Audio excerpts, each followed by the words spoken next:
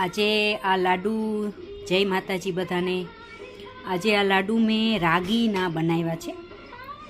રાગીનો લોટ, બાજરાનો લોટ અને જુવારનો લોટ, એના લોટની ત્રણેય લોટના મિક્સ મેં ભાખરી બનાવી અને એના લાડુ બનાવ્યા છે।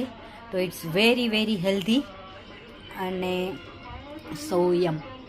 તો પ્લીઝ તમે પણ બનાવજો। તો મેં આના બનાવ્યા છે, રાગી મિલેટ એન્ડ જુવાર, તો એના લાડુ બનાવ્યા છે।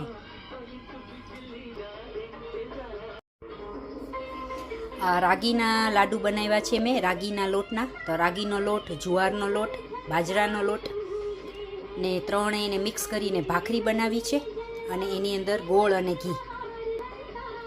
તો તમે પણ આ બનાવજો, ખૂબ જ હેલ્ધી અને ખૂબ જ સ્વાદિષ્ટ બને છે। Thank you for watching, thank you.